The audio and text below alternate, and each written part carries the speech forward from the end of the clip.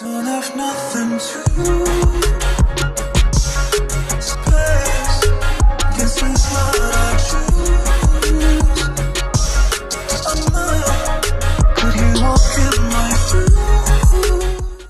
What is up, guys? Today we're going to be talking about Kingdom Hearts 3 and my overall thoughts on the game in its entirety.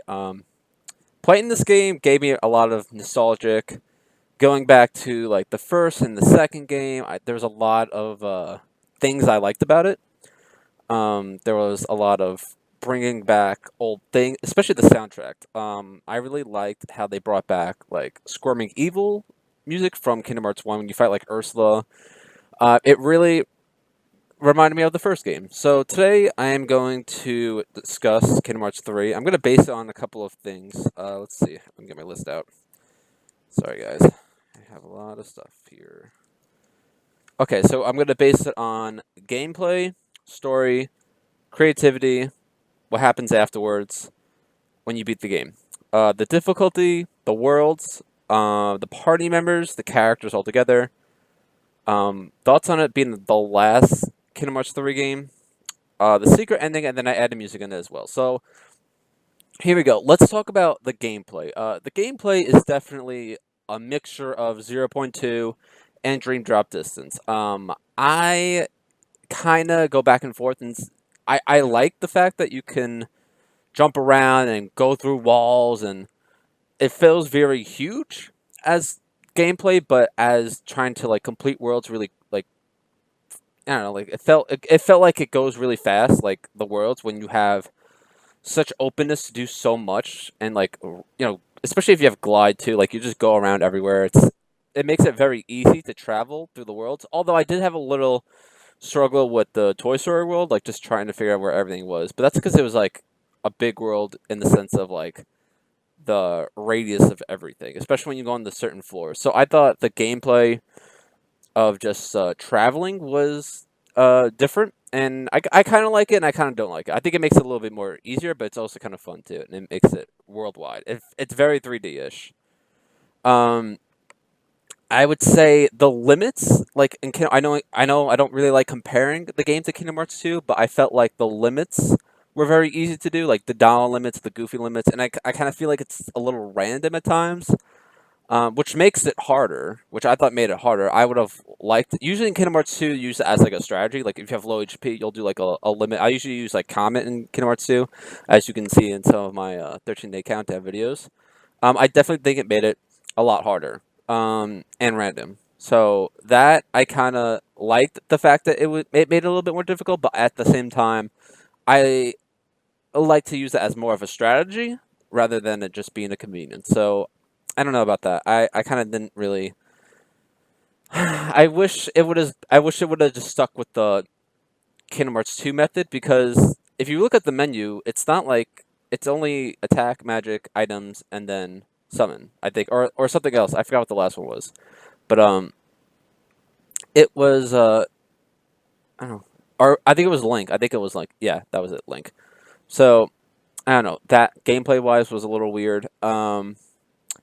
I thought the summons were okay. It's not like, again, I don't like comparing it. I like the fact that in Kingdom Hearts 2 you get to level up the summonings.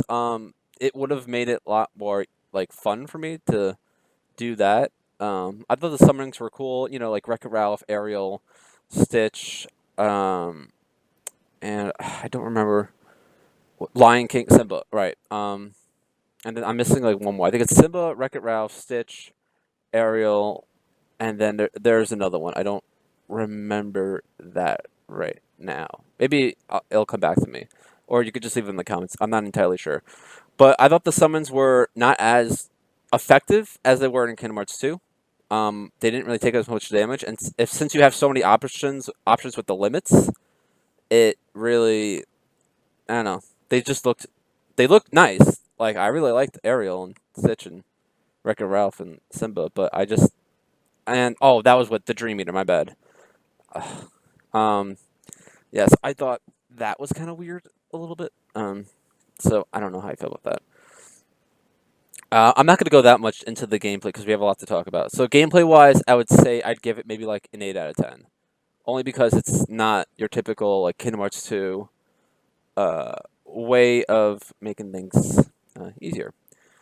Let's talk about the story briefly. The story was not. It's not that the story was bad. My problem with the story was that it was rushed, and I mean that's a good thing too. Like the fact that we want more, we want more, we want more makes the game that interesting because we want more. We want more out of the story. I think it really clinged to a lot of people that were new to the game. That's how I think that's how I felt about it. I think that Kingdom Hearts 3 was trying its best to make people who didn't really play the other games, Birth by Sleep, Dream Drop, 358. I think it was really trying to clinch to them, and I think that's why the story went the way that it did. I really thought that the Twilight Trio would have lasted. Spoiler alert, would have been more of a story. For a while, people have been talking about Roxas being such a huge character and how big of a role he's going to have in this game. But he didn't have a big role. The only thing that happened was that his Sora released his heart to Roxas, and then he came down to fight Sykes with Xion and Sora, which I thought was a badass fight, and they made Roxas very OP in the gameplay style, which is going to go into the party members section.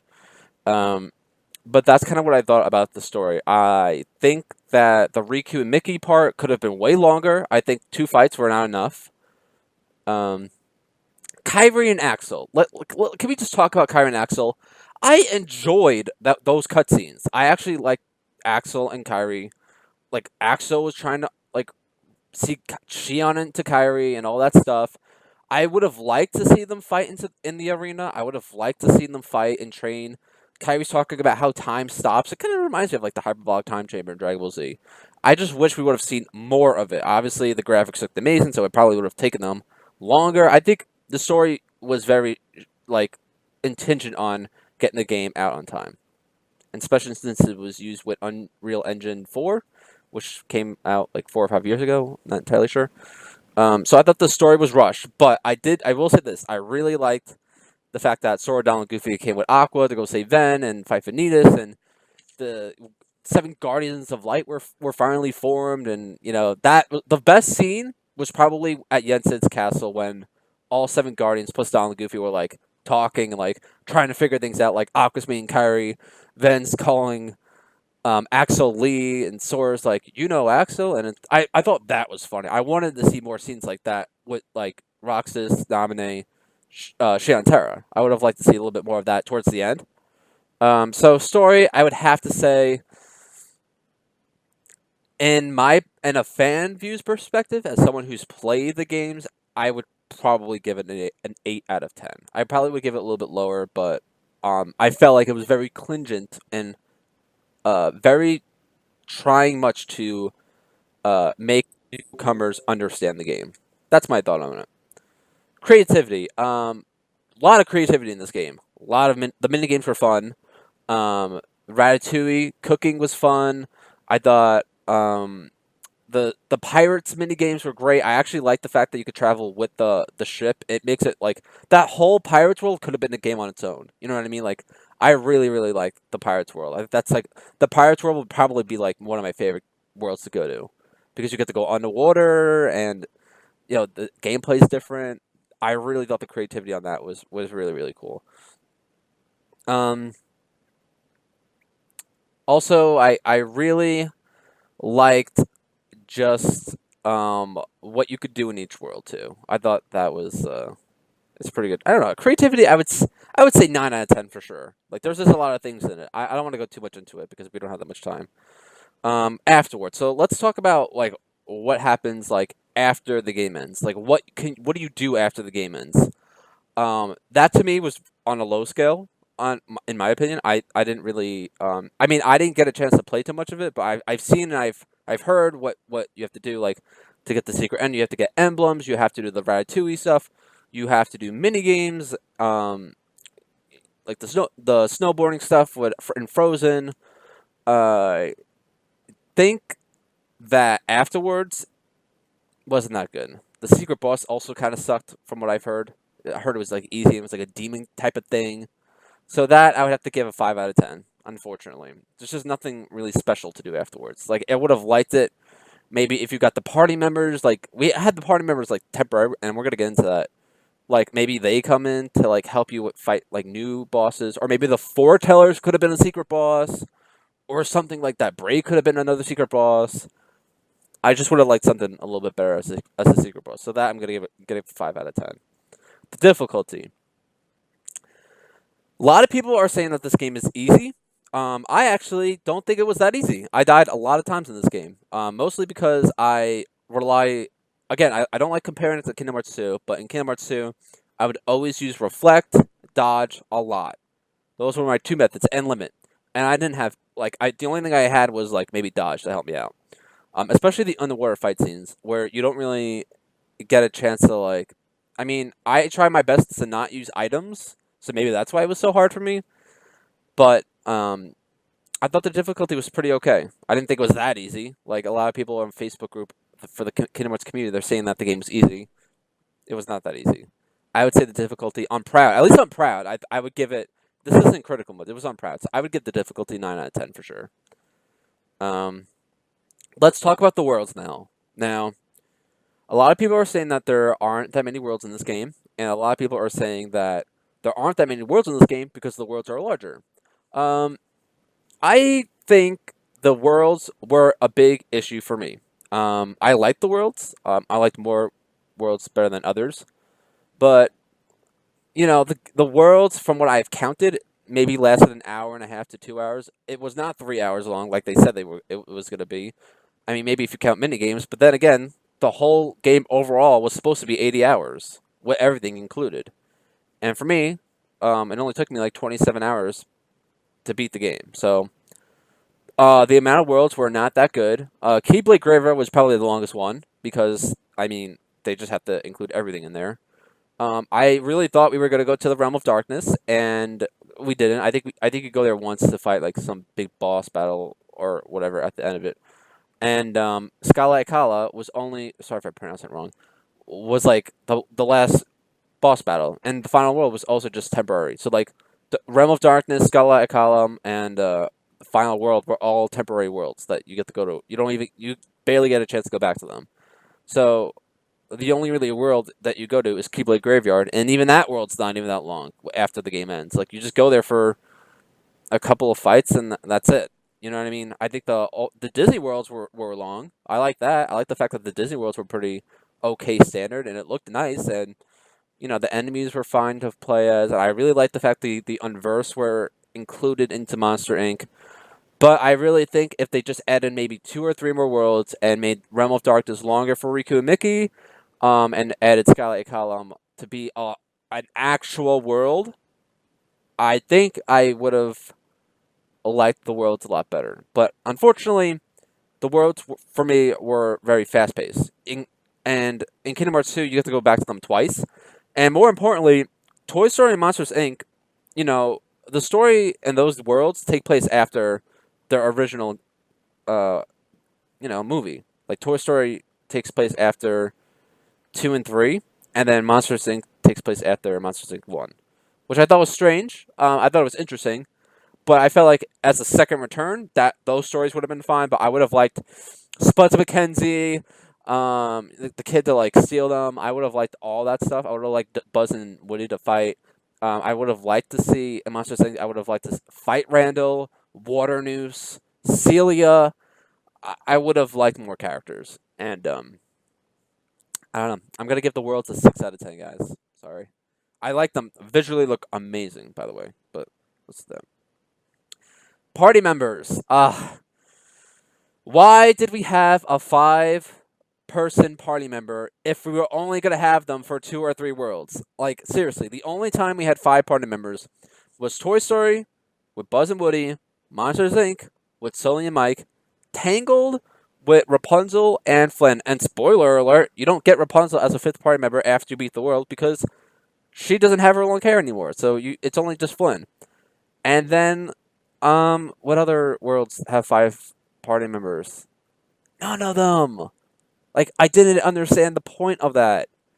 Like, maybe for limits? Like, why? And especially the Keyblade Graveyard. Like, You have Donald and Goofy. Like, why didn't you add Donald and Goofy to the Aqua and Ven fight or the Roxas and Shion fight or something like that? Like, why have a party system if you're only going to use them for 3 or 4 worlds? And not even 4 worlds. It's like 3 worlds. What was the point? I don't understand the point of that. Why didn't you just make it a 4-person party member system?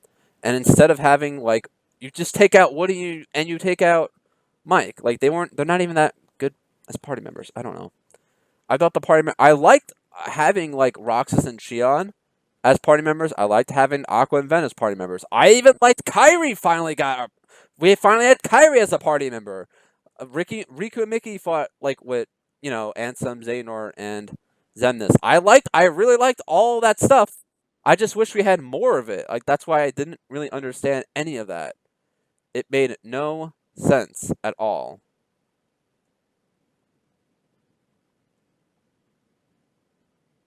So, yeah, that to me made no sense.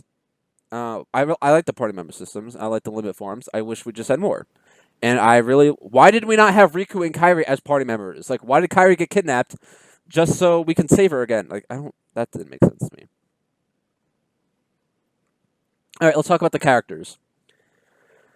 So, characters in the sense of, like, everybody. Let's talk about Demnix for example. Why on earth did Demnix get this huge role to bring a vessel, which was obviously Naminé, to Radiant Garden just so he could not get mentioned at all? Like, after Radiant Garden, he's never mentioned, ever. Like, we never see him, ever again. And Demnix and Vexen are not part of the 13 Seekers. Like, that to me was like, alright, like, then who are they? Obviously, it ended up being, like, Shion and Terranort, so I don't know. I thought Ansem the Wise, like, I thought his role was okay. Like, I like that scene with Ansem the Wise and Zexion. That was really sweet. I just wish, like, they didn't seem that long. It felt very, like, compacted. Like, all the characters were, like, I wish we would have had more scenes with Zexion. I wish we would have had more scenes with Hayner Pensadolette. And that was another thing with the worlds. Like, why did we see Hayner Pensadolette, like, help out Sora, Donald, Goofy, go inside the mansion? You don't even get a chance to go inside the mansion! Like, why did we not get a chance to go inside the mansion? That's another thing, too, that bothered me. It made no sense, honestly. I can't get over the fact that you don't get to go to the mansion. And Twilight Town was, like, the shortest world, so I don't know why they're saying it's 3 hours. Anyways, I thought, Aquanort. Let's talk about that. Everyone thought Aquanort was gonna be Aqua was gonna be a Seeker of Darkness, and it turned out it was just Ansem fucking around with Aqua. Now, I actually thought Anti-Aqua was a great character. I love the fact that we see a darker version of Aqua because we barely get to see her as dark. And her calling out Mickey, best scene. Like, one of my other, like, second best scene was Aqua calling out Mickey. Like, oh my god. And that Aqua fight was actually really, that was probably the best fight. I actually really enjoyed the Aqua fight a lot. So, I would have liked to see Aqua and Riku fight a little bit more. But, like, Naminé, for example, I guess I kind of like that Sora got to talk to her at the final world. That was pretty cool. I think backstory on Saïx and this other girl was interesting. Obviously, she was... People are saying that it's, like, Ava or... What other... I don't... Skuld? Skuld, I think her name was? Like, it's one of those two, which I thought was interesting. Characters, I'd give 7 out of 10. Not going to give it a perfect score because we barely saw any of Terra, barely saw any of Naminé. Shion was mentioned briefly, and they're all three on the front cover. So I don't get that. Now, here we go. Overall thoughts on being the last game. I think that this should not have been the last Kingdom Hearts 3 game. It felt very incomplete to me. I thought that they should have added more. Obviously, we were all very impatient. We all wanted this game to come out, and this is what we get. We get a game that felt very fast-paced. A lot of people are saying that the game was short. The game was not short. It was actually out of all the Kingdom Hearts games, it was probably the longest one. 27 hours to beat the game for me. Seems pretty fair. But I think that we needed at least 2 or 3 more worlds. Winnie the Pooh out. That should not have been a thing. It should have been Jungle Book. We could have made Jungle Book into the book thing. So I didn't understand that. Why didn't they just make Jungle Book into the Winnie the Pooh book? Like that's what we wanted for a while. Jungle Book. It was so. I just didn't understand why we didn't get Jungle Book. Why? Why did we not get Jungle Book? Like I didn't understand that. I think as the last game should not have been the last game. We'll see when it comes to DLCs. Maybe God bless. I mean, what it got 5 million copies or more sold. Like maybe Tetsuya Nomura will add some DLCs to fix some of these problems, or maybe they'll make a Kingdom Hearts 3 final mix, and I will have to be annoyed constantly. Now, the last and final thing is the secret ending. The epilogue, obviously, Braig being Lushu was like, oh, okay. Like, I was wondering why he didn't die, and so that was why he didn't die.